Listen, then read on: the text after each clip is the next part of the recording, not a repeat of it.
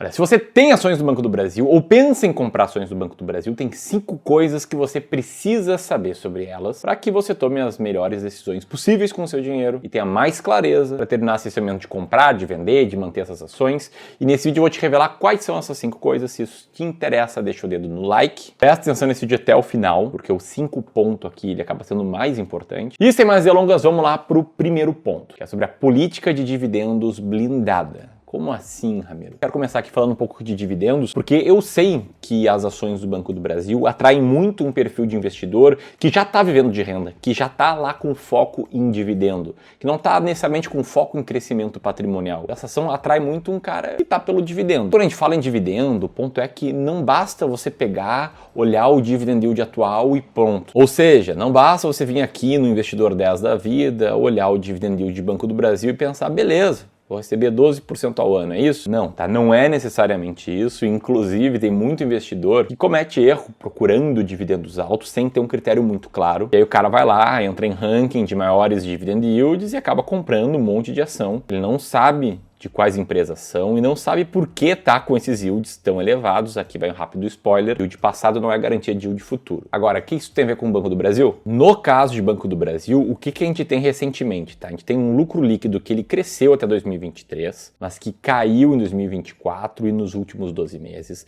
A gente tem uma expectativa do mercado de que o Banco do Brasil vai ter mais dificuldade nesse ano. A própria empresa, ela retirou o guidance, né, que é a orientação que ela dava, os números que ela bateria, botou ele sob revisão. O Banco do Brasil tem muita exposição a agro, e a agro está em uma crise, a inadimplência está aumentando, o retorno sobre o ativo do banco está caindo. É bem provável, tá, que essa lucratividade caia um pouco. Agora, o que forma o dividendo? Ele é o lucro líquido, tá? Que é essa barra aqui azul, multiplicado pelo payout, que é essa linha verde. Você pode ver que o payout do Banco do Brasil está em 62% atualmente. E para 2025, o Banco do Brasil diz que pretende manter um payout entre 40% e 45%, numa distribuição aí na faixa de 15 a 18 bilhões de reais. O que isso significa? Isso aqui significa que ninguém vai se assustar aqui e ver o dividend yield do Banco do Brasil despencar e ali para o patamar de 3, 4% ou menos. Não. Se o Banco do Brasil fechar o ano com um lucro líquido de 30 bilhões, por exemplo, e um payout de 45%, a gente tem aqui cerca de 13 bi de dividendos. Se o lucro líquido for menor, for de 25 bilhões, a gente está falando em 11, quase 12 bi de dividendos. Então, se a gente está falando aqui de talvez 11 bi de dividendos no valor de mercado de 115 bi do Banco do Brasil, a gente está falando cerca de 9, perto de 10% de dividend yield. E é importante você entender isso porque quando a gente está focando em dividendo, que eu imagino que seja o seu caso, que você está nesse vídeo, você tem que ou fazer um cálculo assim, tentando projetar o dividendo futuro, ou criar filtros, criar etapas no seu processo de tomada de decisão de investimentos que aumentem a probabilidade de você ter em carteira empresas que vão continuar pagando bons dividendos. A gente tem alguns filtros aqui para isso no clube, eu vou falar mais nos próximos minutos, mas eu quero ir aqui para o ponto número 2, que é o que os múltiplos não contam. Eu vejo muitas pessoas olhando para as ações do Banco do Brasil e pensando, nossa, que ação barata, o Banco do Brasil está extremamente barato. Tem muita gente dizendo que o Banco do Brasil segue barata, já outros dizem que sim, ela está barata, mas que tem deixado de valer a pena. E grosso modo, se a gente vai olhar para os múltiplos de Banco do Brasil, o que esses múltiplos indicam é sim desconto.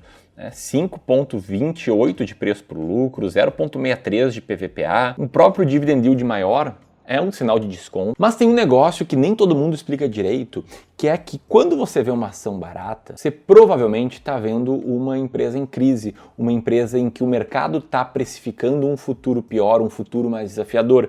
Porque se o mercado não tivesse esperando um futuro desafiador, ela não estaria tão barata hoje. E eu não quero dizer aqui que, olha, o mercado sabe de algo que você não sabe. Mas sim que o mercado coloca no preço uma projeção do que ele espera que vai acontecer no futuro. E se você é clubista há mais tempo, se você acompanha aqui o canal há muito tempo, sabe que eu falo disso com frequência. Sempre que eu tô falando de uma ação barata, as pessoas vêm comentar aqui no vídeo, ah, não, mas essa ação aqui tem tal risco. O que é verdade, senão ela não estaria barata. Mas se você tá caindo de paraquedas, é bom entender que, assim, sempre que você vê uma ação barata, você vê uma tese negativa sobre o futuro dela. Por que é bom você entender isso? Para você, a partir disso, passar a ter suas convicções e passar a tirar suas conclusões. O que não dá para você fazer é achar que, olha, tá barata e então por isso ela vai subir, ou por isso não tem nada de ruim que eu possa esperar pro futuro. Não, tá, se ela tá barata tem um pouquinho mais de risco ali, beleza? E até falando aqui em expectativas do mercado, o que a gente vê aqui sobre Banco do Brasil? A gente vê nessa linha laranja os analistas colocando um preço médio para baixo que coincidiu justamente com as quedas das ações do Banco do Brasil. E de 13 diferentes avaliações, há um certo pessimismo no ar.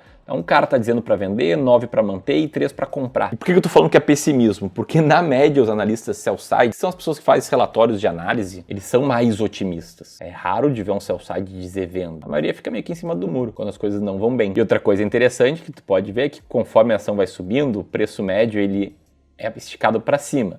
Conforme a ação vai caindo, o preço médio é puxado para baixo. Ou seja, muitas vezes os analistas eles chegam atrasados, o que é uma oportunidade para quem está ali comprando ações mais impopulares. O mercado está com expectativa pior e isso justamente me leva para o terceiro ponto, que é a realidade que ninguém quer ver. Como assim? O primeiro trimestre de 2025 para Banco do Brasil foi uma grande decepção. Aqui não tem como dourar a pílula. O lucro líquido caiu 20% e veio bem abaixo do esperado. O mercado contava com um lucro de 9,32 bi. Então ele surpreendeu e surpreendeu negativamente. Até porque foi o primeiro recuo depois de 16 trimestres consecutivos. E aí o ROI, o Return on Equity do banco, caiu bastante. Foi o único dos grandes bancos a apresentar tamanha queda. E como eu te falei, o principal vilão foi o agronegócio. A inadimplência do agro chegou em 3,04% contra 1,19% de um ano antes. Falando aqui de 341 empresas do agro em recuperação judicial no primeiro tri desse ano, 38% a mais do que no ano passado. Por causa disso, o Banco do Brasil suspendeu várias projeções,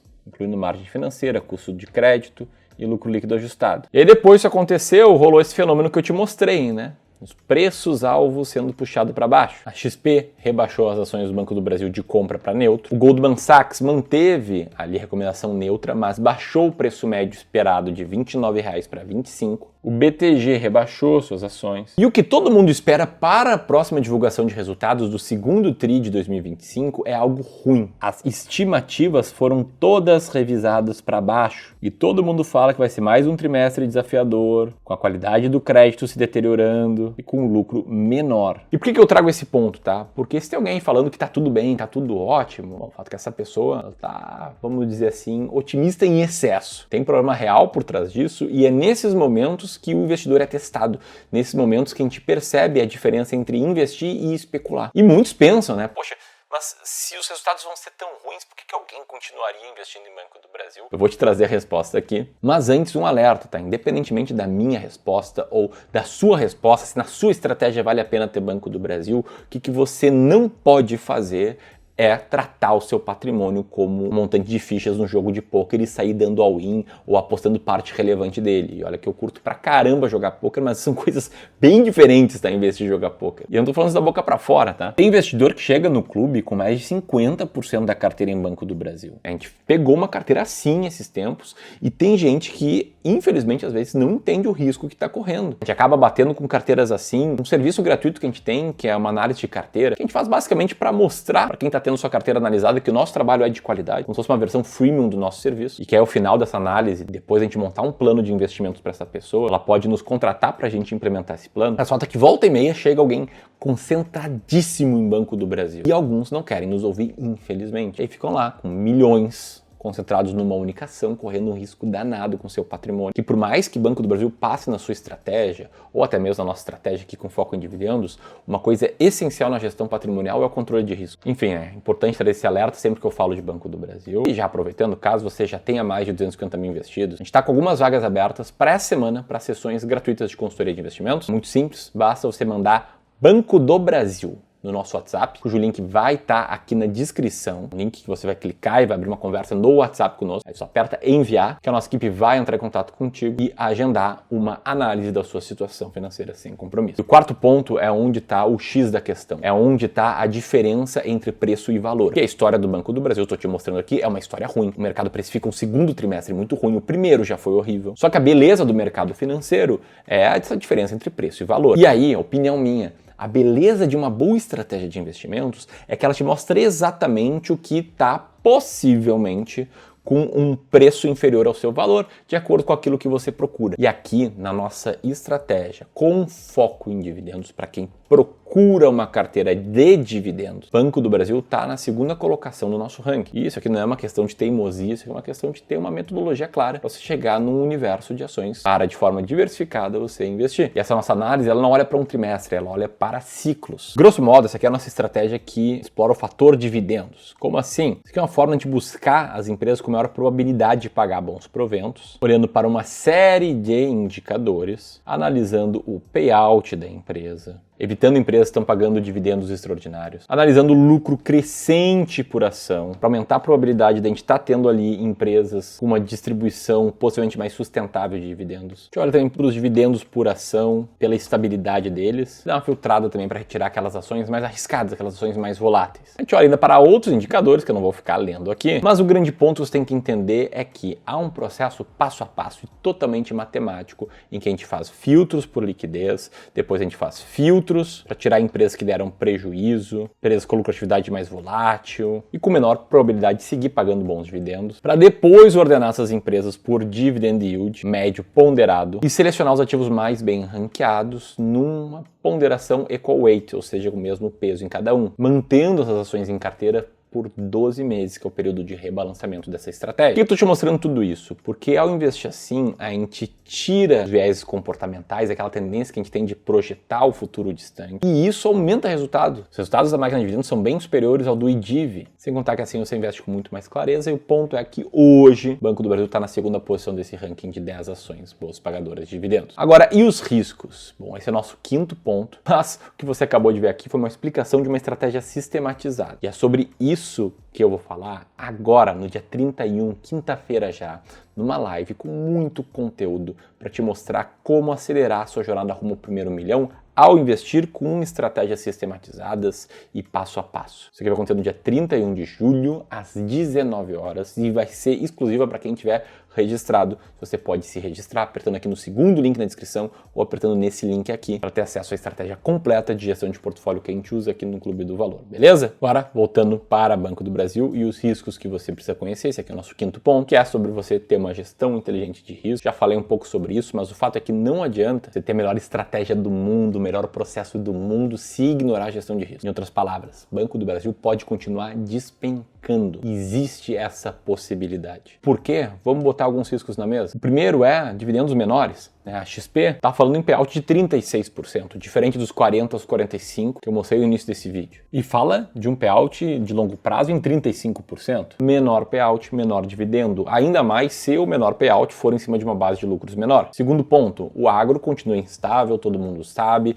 isso aí já foi precificado, mas se por acaso a crise no agro se tornar ou se mostrar maior do que o que está sendo precificado, a ação pode sofrer uma força vendedora muito grande, ela pode seguir caindo. Terceiro ponto que eu não citei nesse vídeo até aqui é a regulação com a nova resolução do Conselho Monetário Nacional 4.966 de 2021. Essa aqui ela introduziu mudanças estruturais na contabilização de ativos e também de provisões, acabou comprometendo a margem financeira do Banco do Brasil e aumentando a volatilidade de resultados. E tem dado que chama atenção, que é que o Banco do Brasil apresenta o maior percentual de short interest entre os grandes bancos brasileiros, atingindo 8,3% do total de ações. O que significa isso? Isso significa que tem muita gente apostando contra as ações do Banco do Brasil, vendendo elas a descoberto. Mais de 5,1 bi pessoas apostando contra o Banco do Brasil. Então, como lidar com tudo isso? Primeiro, diversificando. Se você seguir exatamente o passo a passo da máquina de dividendos, for cliente do Banco do Brasil em fase de viver de renda,